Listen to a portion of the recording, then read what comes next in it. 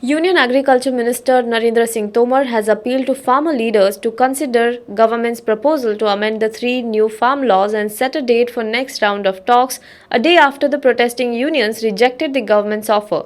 The government is ready to consider with an open mind any provision in the new laws where farmers have any issues, and we want to clarify all their apprehensions. We kept waiting for suggestions from farmers' leaders to address their concerns, but they are stuck on the repeal of laws, Tomar said at a press conference while virtually ruling out conceding to the key demand over which thousands of farmers are protesting on various borders of the national capital for nearly 2 weeks now. BJP President JP Nadda's convoy was on Wednesday attacked by alleged TMC supporters in West Bengal, provoking an angry assault by the Saffron Party leader who alleged that the state has slipped into complete lawlessness and Gunda Raj. While hinting that election is just an official formality, Nadda said that Parivartan has already arrived in West Bengal and it is just a matter of time that the lotus will bloom in this Sonar Bangla. The centre sought a report from the West Bengal government on alleged serious security lapses during the BJP president's visit, the circumstances and what action has been taken on it. The Union Home Ministry's communication to the West Bengal government came after BJP State Unit Chief Dilip Ghosh wrote to Union Home Minister Amit Shah.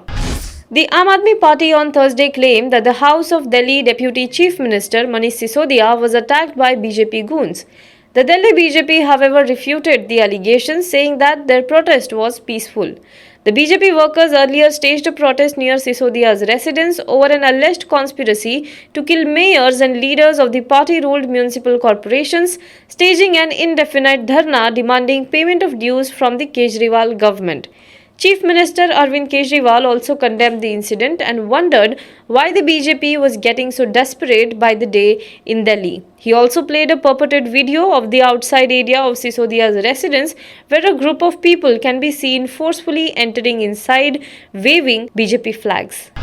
Describing the laying of foundation stone of the new parliament building as a milestone in India's democratic history, Prime Minister Narendra Modi on Thursday said if the old parliament house gave direction to the country's post-independence, the new one would be a witness to making of a self-reliant India. Addressing a gathering after laying the foundation stone of the new building and performing the groundbreaking ceremony, PM Modi said that many new things were being done in the new Parliament House, which will increase the efficiency of the MPs as modern methods will be incorporated in the work culture. Facebook, Instagram and WhatsApp are down in some parts of the world. Multiple users have reported the downtime on platforms including Twitter, and outage tracking platforms have also noted spikes.